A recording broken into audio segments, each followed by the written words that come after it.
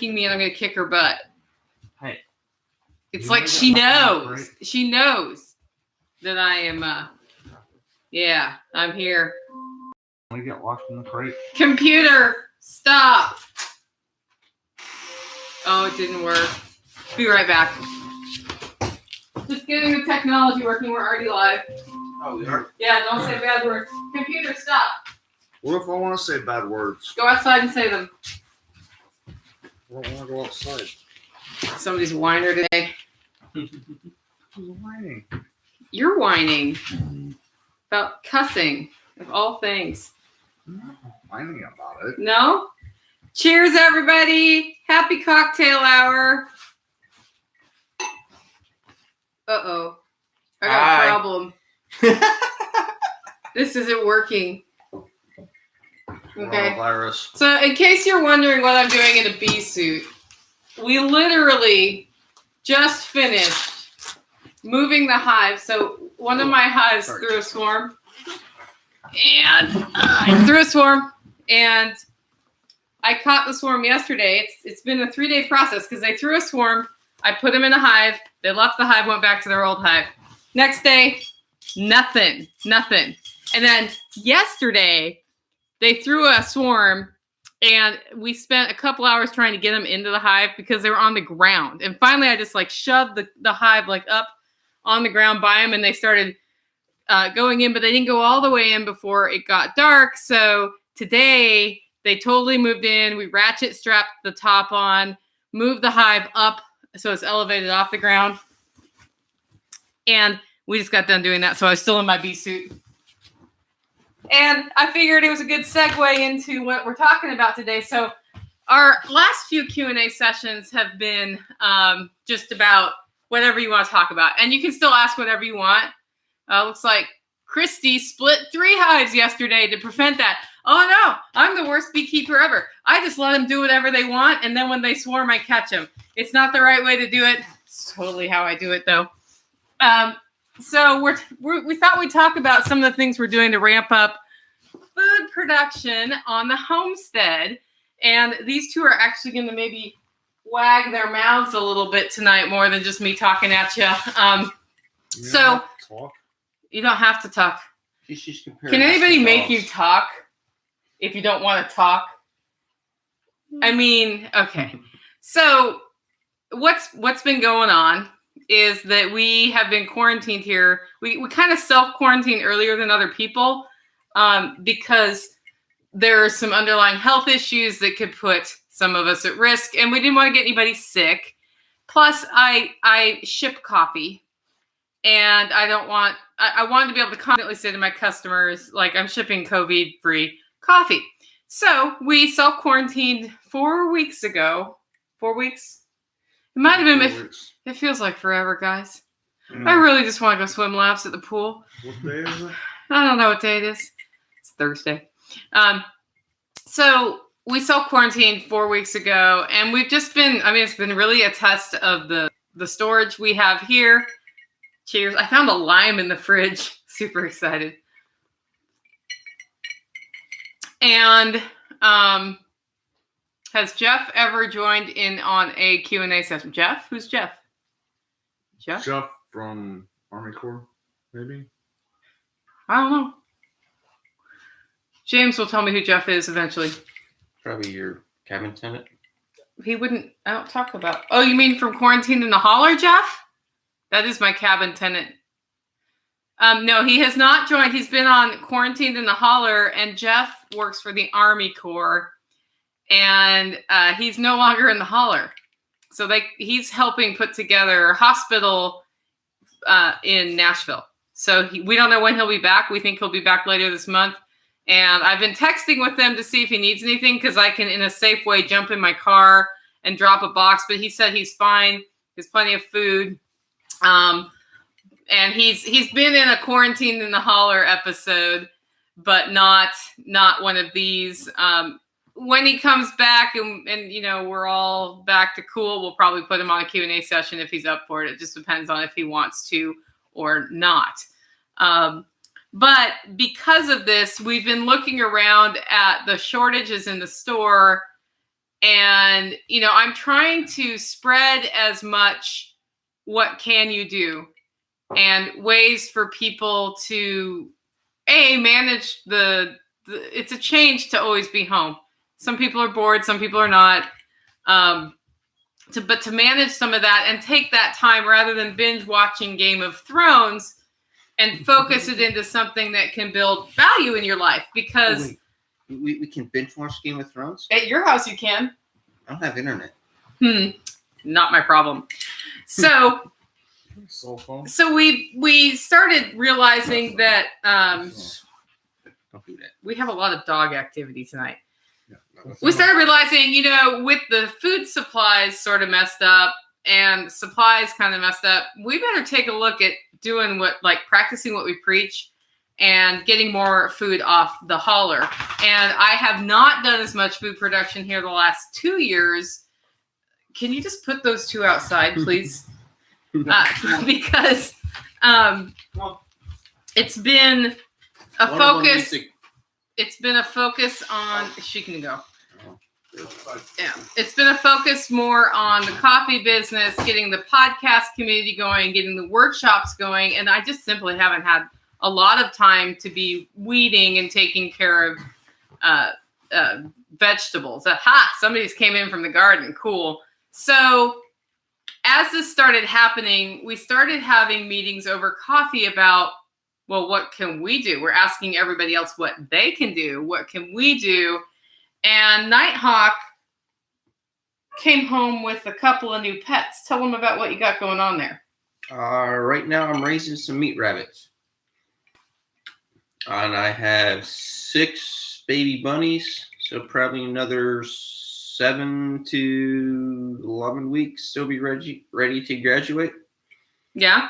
And I'm looking to, once I can get back out of the Holler, find another doe so I can raise more meat rabbits.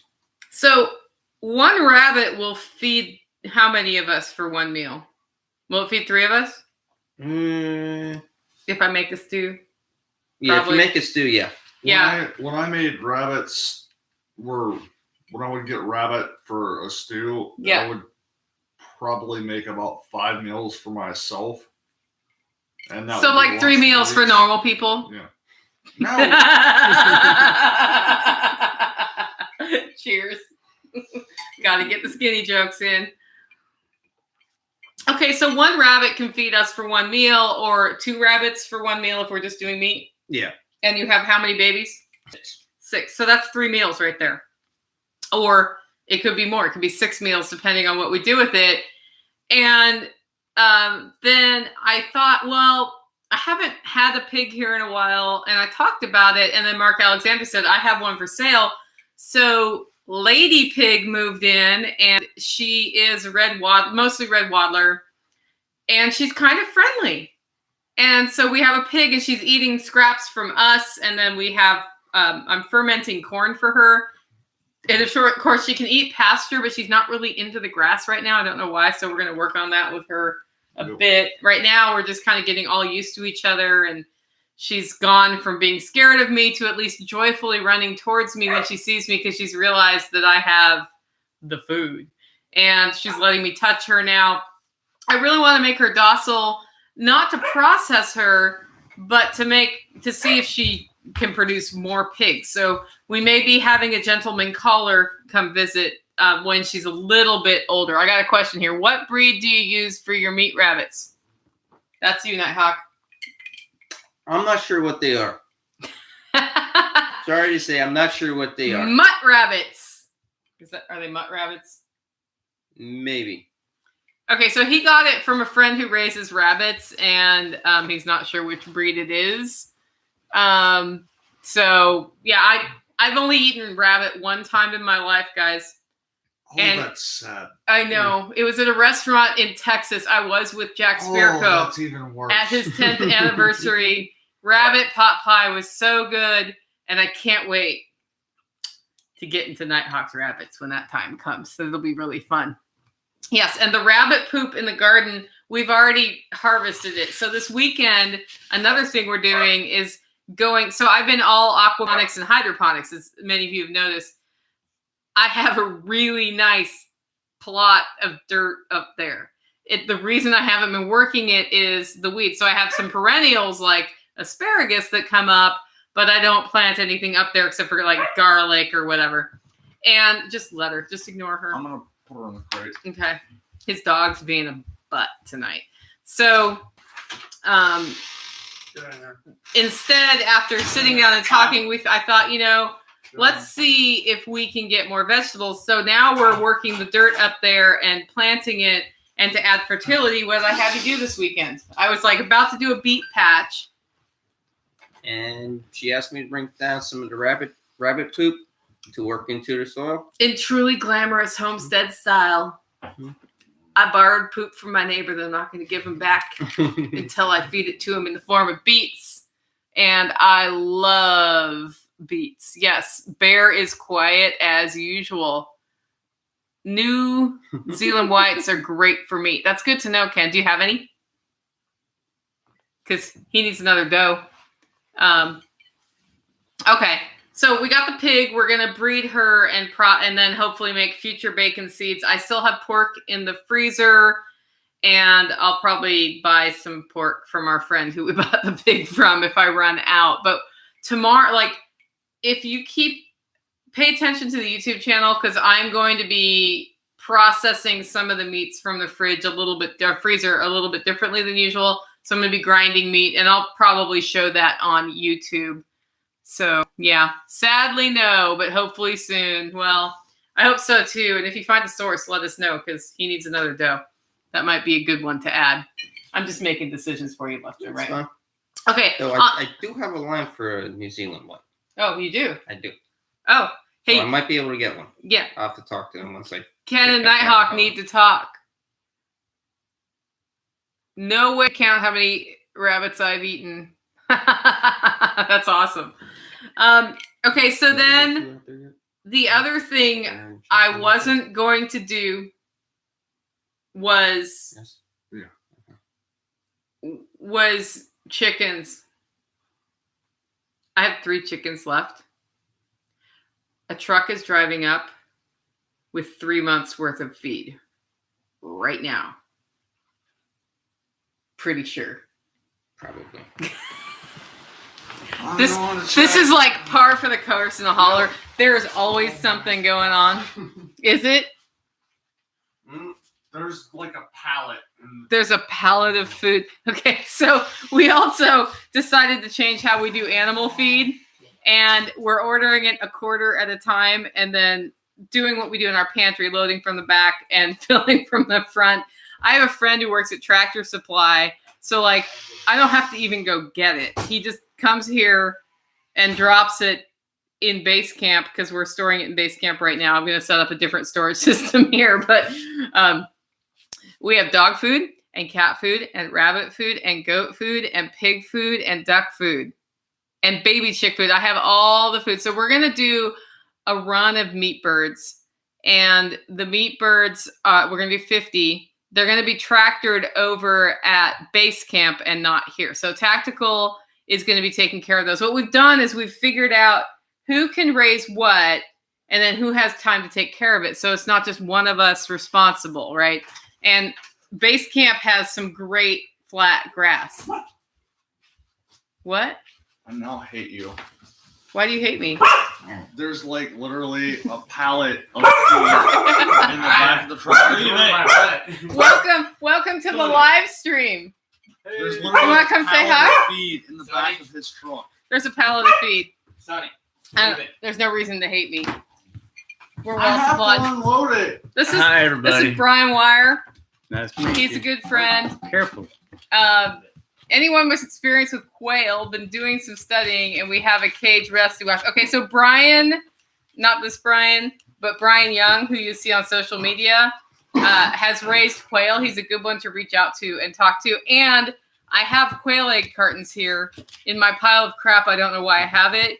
And I don't have quail, so I don't have quail eggs. We're not going to do quail. We're going to do meat birds. He's going to tractor them. Tell him about your plans for doing the tractoring.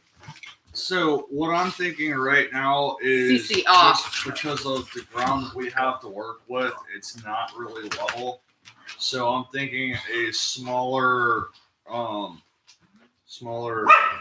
house, and then we'll just do a mobile fence, and then when the birds go in at night, I'll move the fence, and then during the day when they're all out, we'll move the house over, and then just move it around like that. So you're making a mobile chicken house with a run? Something like that, yeah. Okay, 50 birds. It's a lot of birds. So then there's going to be processing day here. I have a barrel plucker, and it's over at Brett Chef's right now because he does meat birds, and we'll need to borrow it back. I'm actually really happy he's storing it because I don't have to put it in the barn. Why does my face itch? And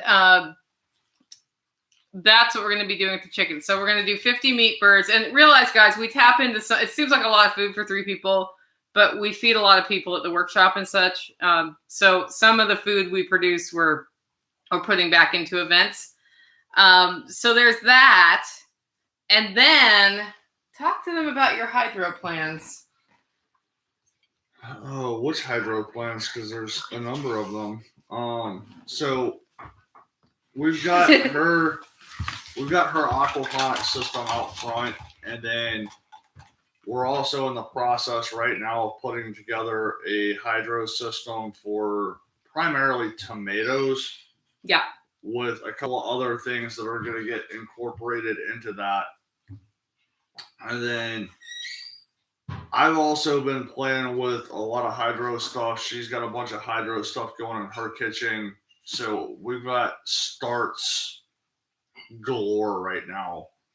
So I've got probably... I'll go get one and show you. I've got probably 20... No. I got 20 peppers that are actually sprouted. And at least another 20 that are planted in a hydro system. I've got at least 15 tomatoes.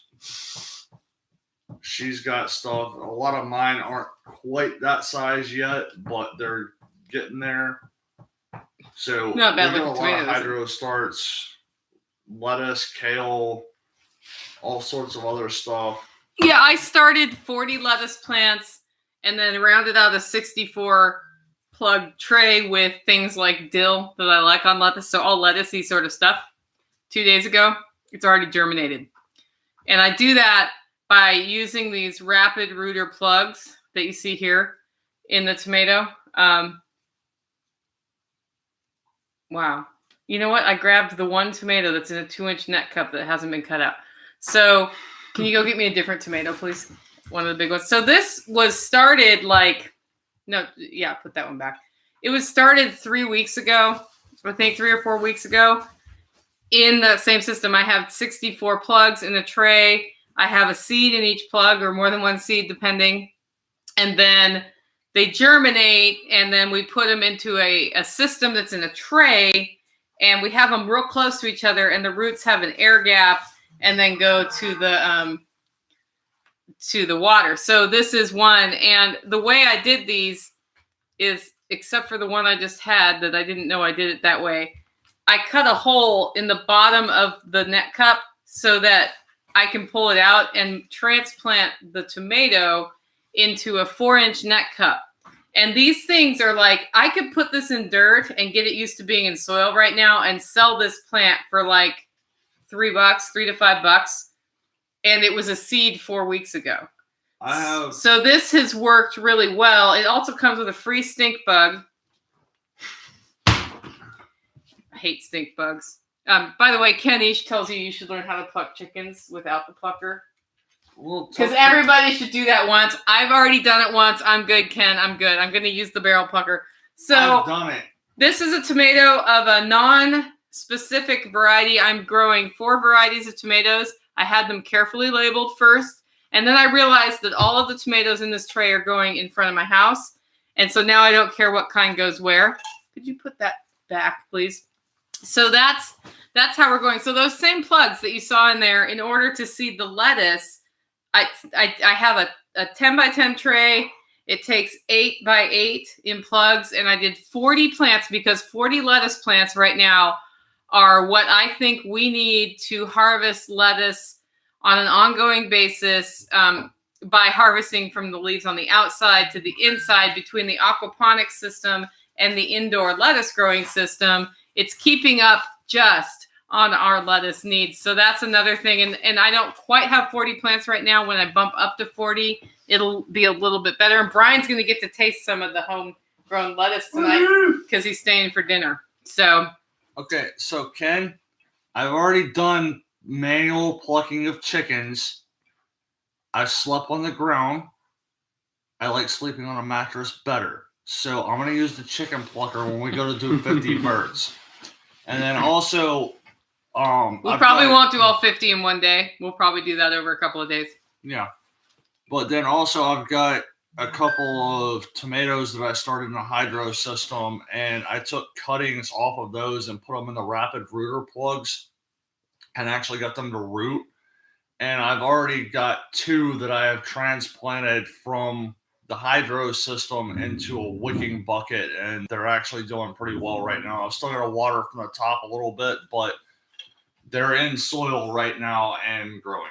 So. Yeah, he has a tomato that's like this tall that he started in January on accident that he then has pulled branches off of and put it but cuttings, right? And rooted those, and those are also going to be tomato plants. And those it takes less time from a cutting to fruit than it does from a seed to fruit. So that's another thing we're going to do. We're going to propagate from here rather than go from seedlings. We've got a gajillion different kinds of peppers. Brian's been really helpful in keeping us in some of the supplies we need from Tractor Supply because he works there. I'm the Tractor Supply guru. Yeah, and he's also one of my friends who's a hunter and prefers to hunt over processing. So he's one when I talk about somebody who will let me process in exchange for some of the meat. That's Brian, and he's getting some of it tonight for dinner because we're having meatloaf. Come back in. Yes, I am. Yes, he is. So it's great to have this guy as a friend, and I really appreciate that some of the food we're eating during this time was shot by that guy. Gotta help. We're all in this together, right? That's right. I love you guys. Yeah, you're a great guy. I've been here forever. And someday, maybe if you're coming to the workshop, you might get to hear him sing if he comes because he's also an awesome musician. And so sometimes when he's here, he has his guitar. Yeah, I always got a guitar in the truck. Yeah. So I don't know if he'll be here at the workshop or not, but he's invited. It just depends on his work. So he also works all the time. Yeah. Do you work all the time? Yes. Mm-hmm. All the time. All the time. If I'm not fishing, I'm working. Yeah. He's the one who hooked me up with the goat farm. Guys, if you have any questions, just chime in. I have goat milk in the truck. Okay. Do you want to put it in the fridge? Yeah. Put it in the outdoor fridge. Yeah. I will. Yeah. That's how literally this is how it is here all the time. There's like random thought. Oh my gosh. So I talked about downtime earlier and somebody wrote LOL, I have 8 goats. I don't have any downtime. Neither do we. I thought I was gonna have some concentrated uninterrupted hours today or this week. And then I walk outside and I hear the bees and they make a specific noise when they swarm. And I swear I've probably spent 12 hours on bee swarms this week. But related to food production, guess what my bees give me? They give me really good amount of honey. And so it's time to harvest honey now.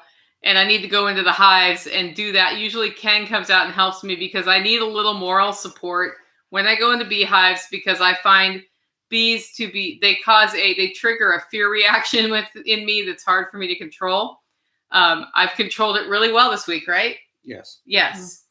I moved a beehive. That was a huge victory for me. I keep trying to get past that visceral fear of bees that was instilled in me as a child.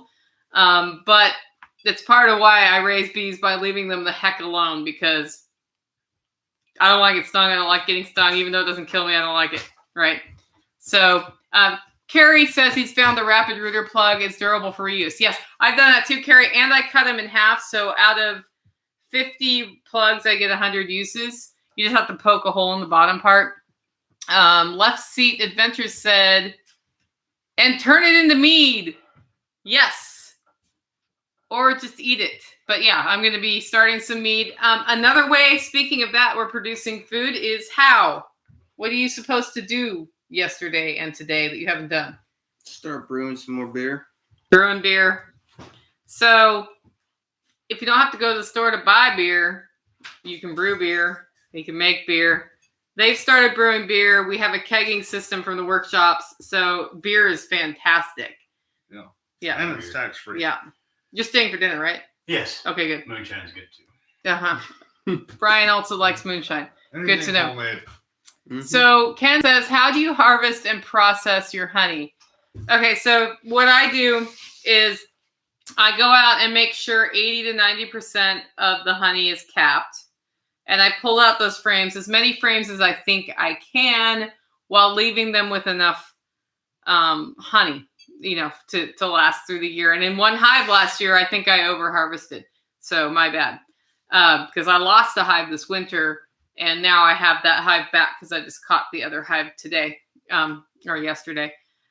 So once I get it, if I can't, I have a friend with a centrifuge. If I can't borrow that, I put it into the freezer and I wait until I can. I currently have 2 mediums of honey in the freezer that I did not process last year because I didn't notice them in the freezer. I had so many to do. So I borrow his centrifuge, and then I have a tool. So I've used a hot wax knife to cut the cap off the comb. That does more damage to the comb than I have a rolling tool with spikes that I roll. And then I put it in the centrifuge and I spin it and the honey comes out. I have a video actually on YouTube of me doing this.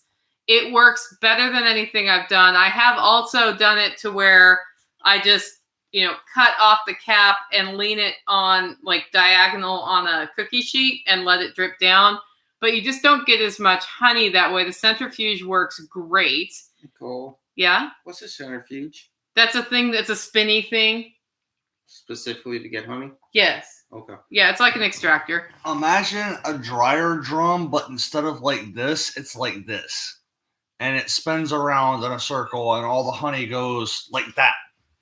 And the one I borrow is from a guy who's here local, and he's super cool. And it's old. It's an old one, and it works really, really well. I have borrowed more modern ones that are plastic, and it's just not as good. I haven't tried the stainless steel ones. This one works great, and it's all metal parts. So, Crystal said, "I want bees, but I'm afraid of bees." I know the feeling. Yeah, I have a bee mentor who comes out and helps me, and then this guy's starting to learn how to do it. So hopefully, between the two of us, we'll get a little bit better at it.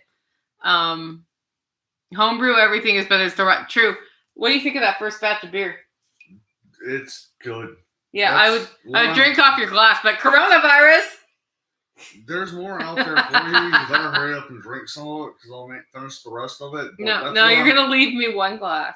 That's what I'm drinking off of right now, and I've tried it at the various stages from when we first put the CO2 to it to up until now, and it's good. Okay, so I got a question from Hat. Do you buy bees or capture wild swarms? So the way I got into beekeeping is I got a call, and the restaurant up the road had bees in the wall. And it was a swarm that had just moved in. They hadn't been there long. My buddy Ken came out with a hive box, and I had a hat and veil that time, and we went in and we extracted the swarm, brought it back to my house, and that was my first swarm, and that was a wild swarm. If you've ever heard people talk about my crazy bees, they will swarm out, go sit somewhere, and go back in their hive, and then come out a couple days later until they find somewhere to go. They'll throw 4 or 5 swarms, and the hive will be fine. They're very good honey protectors. They're mean-ass bees, though. So if you tick them off, you will be assigned a guard or two that will follow you around the yard for 2 days, and before they give up on following you around the yard. I witnessed that. I had one follow me about 1/10 of a mile and sting me because it got caught in this long hair. My hair is really long. When a bee gets caught in this hair, it gets really upset about it. And if you don't get the bee out, they sting you right here. This is actually the root cause of my beer fear. When I was a little girl, that happened when my dad had bees, and they'd sting me in the head, and I didn't like being stung. So now when they get stuck in my hair, I run around doing this and screaming, and it's actually pretty funny to watch from what I understand. But yeah. So when I go around bees, I make sure my hair is in a bun or a ponytail, or I have my bee suit on. I wear my bee suit way more than other people do for that reason. So I have wild caught bees. That same year, I bought a hive, and they were Italian bees, and they lasted 1 year, and they died. My wild bees, on the other hand, have propagated and propagated. I typically have 3 hives here. I lost one this winter. I now have 3 hives again. And so I do need to go in and either split the hives or give them more room or destroy queen cells if I don't want more than 3 hives. But because we're in such it's very bee foodful area. There's lots of pollen for them to get at different times of year because of all the cycle of wild plants here. Bees do really well specifically here. I don't know why. They are not exposed to glyphosate here. We don't have any farms nearby spraying stuff, so I think that kind of helps. And then there's just not a lot of competition. There's not a beekeeper a mile down the road with 10 hives, right? So they get lots and lots of food. And then these wild bees, compared to my Italian bees, kind of made some honey. The wild bees are like, we're going to make some honey. We're going to survive. And so I put up with their bad attitude because they're such good producers. And it's been great. Yeah, they did come to me, and they're ready for this area. Okay, so we've covered vegetable garden. We've covered the crack key system. We're going to build it out, a combination of crack key and hydroponics along all the front of my house. I'll be showcasing that at the spring workshop, which is now the late spring workshop. I think it's technically before the beginning of summer. So in June, it got moved to June. And by then, actually, some of the plants will be doing pretty well. That's late enough in the season that it won't just be like, here's a tiny tomato. We hope it gets big someday. It'll be like, well, here's a tomato. I either killed it or I didn't kill it. So that'll all be in. And the reason I'm doing tomatoes in a closed system is they get blight. And then the aquaponics system, we're going to have peppers and some other plants. And then, of course, I have some pumpkin seeds out. We'll see how they do. We'll have the sweet potato patch going. We've got bee balm growing, and I'm putting in strawberries. I have put in a ton of strawberries, and some of them have lived. Not many, but some. I'm putting in another round of strawberries right after this. I guess till Tuesday, it's going to be below freezing at night. So I'm going to wait till that's passed. Anyway. Hi, Rebecca. And there's a lot of other stuff going on around here too. I've been walking around just on my hikes and taking old seed that I have that might or might not germinate, and just I see a patch of ground that, okay, it might grow here. I'll scatter some seed out. And then I've taken some of like the tomato cuttings that we were talking about earlier and put them into areas where they're going to have access to water constantly and whatnot. And if they grow, cool. If they don't, it sucks. So there's a lot of stuff that we've been doing lately, trying to get a little more, what would you call it? Wild. I call it stuff. Guerrilla planting when you do that. But wild foraging, I mean, putting garlic and walking onions, bring onions around. Yeah. And of course, foraging is always a thing I do. It's great. You can go out and forage stuff at this time of year. Tennessee's a great state to live in for foraging. Like right now we have violet greens. And water. Who knew? And the watercress has saved our butts. So it's been pretty good. Okay. Carrie wants to know if we can do a swap at the workshop, tools, books, etc. Yeah. In fact, we have a barter blanket there too. So we'll do a trade around the campfire one night, but people are always bringing things to trade with each other at the workshop. It's part of the fun of getting together in person. If the topic changes, I'm interested in harvesting dandelion from my yard. No pesticides. But what about animal poop? Wash it. You know, that you never know what has been on the plants in the ground. So I would just wash it the way you wash any vegetable. If you know, I mean, you probably would see if it was soiled with poop, it might have been peed on. And if you rinse it real well, that'll wash that off. So, you know, it is what it is. You know, and dandelion greens are ready to eat right now. And the flowers are out too. So I harvest the flowers for tea. I keep meaning to do that. Haven't done that this week yet. Maybe tomorrow if it's not raining. We'll see. It's supposed to be. It's not supposed to be. Use flowers for mead too. Hey. So Left Seat Adventure wants to do a session on mead later. I can tell. Probably. Yeah. Yep. Okay. I'm pretty sure he's brewed a couple batches of mead in this time too. I'm guessing. How do you know it's a boy? Pretty sure that's my brother-in-law. Oh, okay. So I kind of know him. Okay. I mean, I was just checking. We don't want to assume gender around here. Yeah, okay. Anything else we're doing for food? Pigs, chickens, the goat we're not going to eat. We're not going to eat the goat. Garden area, hydroponics, and then the aquaponics system is doing great. As usual, I've killed my water hyacinth and have to get another one from my buddy Brian, who's not this buddy Brian. It's a different. If your name is Brian, you're in the network. It's one of those names at an event. You just yell it out, and like 4 people say, "What?"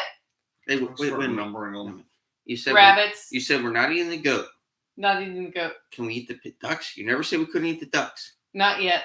Not yet. Not yet. The ducks are not laying eggs, but I think maybe a snake is getting in the coop and eating the eggs. What if it could eat one of the ducks? Probably a big snake, and if all the eggs are gone. Not all of them, but Okay. yeah. I was like, Most of them. But they're slacking, so we'll see. The ducks have been in ducky jail. They're not super happy about that, but But it was funny though. First time they came out in the morning after we built the chair, they came out, saw the fence, saw the gate, back in the coop. Came back out, saw the fence, saw the gate, back in the coop. Like it would change if they go in and come back out. They did that probably for what, a good 30 minutes or yeah, so. they were really It confused. was amusing. And then, so what's going to happen now once they start putting out again? We're going to open the gate and let them free range once they've laid their eggs in the morning. They're going to like look at that like, we're not sure we should walk through that. yeah, it could close. It could close. Yeah. Yeah. Ducks are kind of funny that way. My ducks are really suspicious of change. So, and maybe this closing in thing has made my situation worse, although we got 3 eggs today instead of 1 egg. Yeah. Yeah, all of them were duck eggs. It wasn't like that random chicken egg that gets in there every time. That chicken, by the way, has been like hanging out around the run like, I got an egg. I got an egg. I need to get in. How do I get in an egg? Yeah, poor chicken.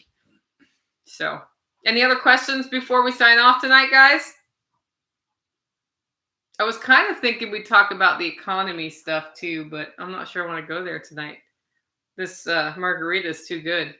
Is there an There's, well, you're working in an economy. Tractor That is Supply is true. probably kicking we're- it right now. Oh my gosh.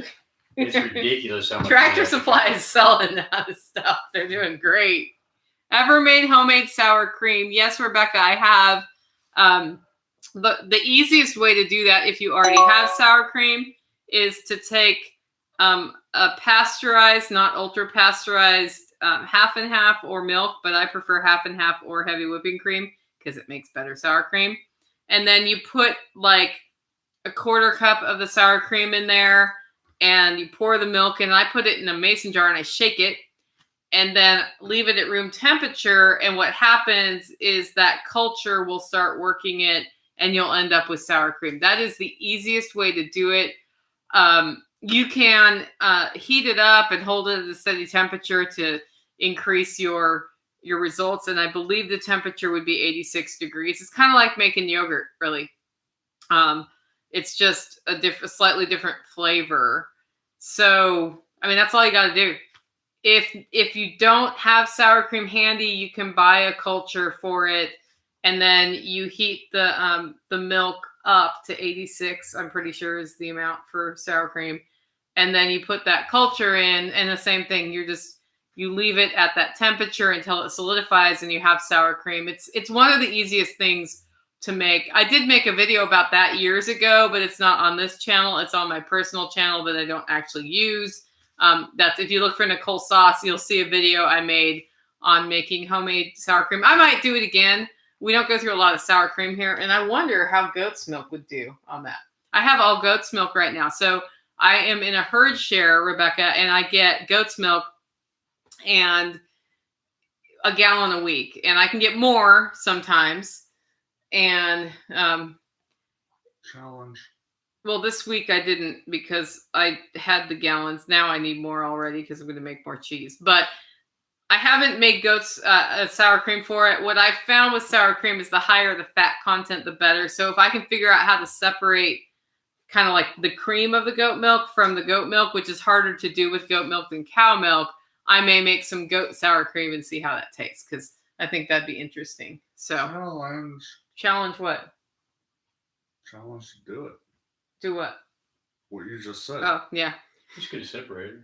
I haven't been to the store in 4 weeks. And I don't have any sour cream to start with, so I'm going to have to get the culture. It makes it an even harder challenge. But yeah, we're looking at, I've actually been researching how to separate the cream from the milk in goat's milk besides just letting it sit around until they separate themselves.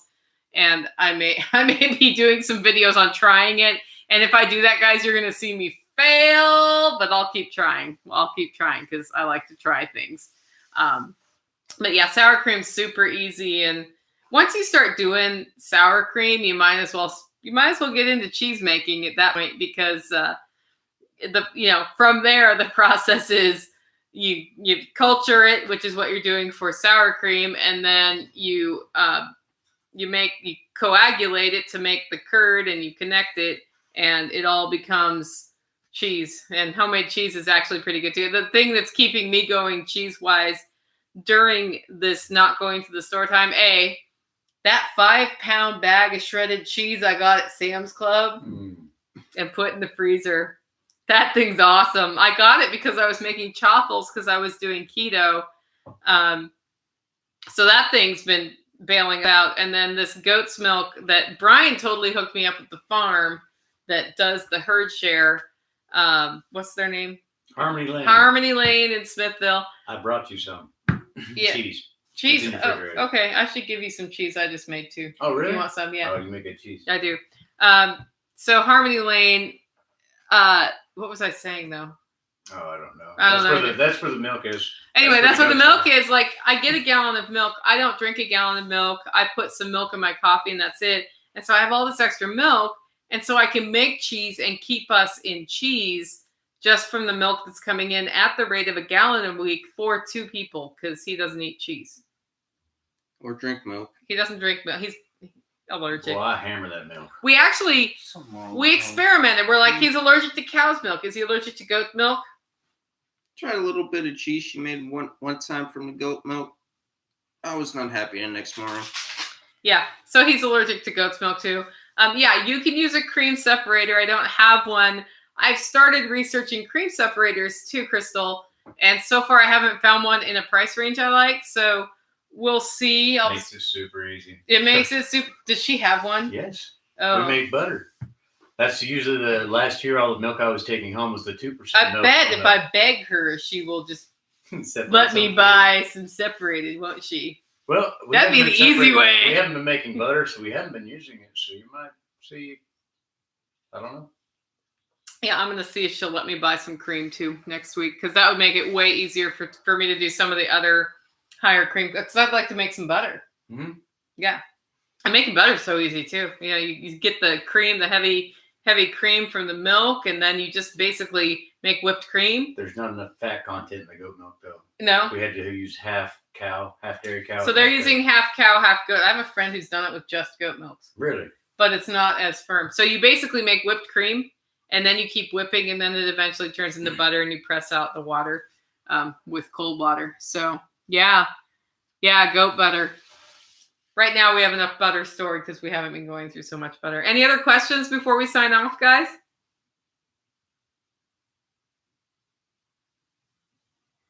That was like a total onslaught of what life on a homestead's like when you're creating food, by the way. It's like, blah, blah, blah, blah, the bees are swarming. The ducks aren't laying eggs. The pig is getting to know me. There's Like, poop on the there's dandelions. poop on the dandelions. Yeah. It's kind of a fun life, but sometimes you're like, where did my day just go? I don't even know. It's like 5 o'clock and I'm starting my actual work. That happens sometimes too. Anyway, well, thanks for tuning in. We'll be on next Thursday at 7 p.m. as well with a live stream. I'm going to start doing topics like this. If you have topics you want to see, just, in the comments, let me know. If you let me know right now, I'll see it once we stop this. I don't see the live stream comments once the video is published, but you can comment on the YouTube video or email me. You know my email. It's Nicole, Nicole, @livingfreeintennessee.com. If you have like topics you want us to cover or things you want us to show you, that's great. If you haven't already subscribed, please do so. We've gotten up to 400. 400 subscriber celebration. He's behind the 8 ball. Yeah, but thanks, guys. We got to 400 subscribers. Once I get to 1,000 cheers, I can do this with a cell phone, which allows me to be a little bit more mobile. I am starting to learn how to hook up a camera to this computer so that we can show you stuff, because I think it's fine seeing our 3 mugs on the live stream, but it's also fun to see what we're actually doing places. So I'd like to do that. Fix the link to YouTube on the Living Free site. Yeah, I have the wrong link on YouTube because I changed my mind and forgot that I had no link on the website. So I will fix that this week. Thanks, Hat. And we'll see you next Thursday, and make it a great week.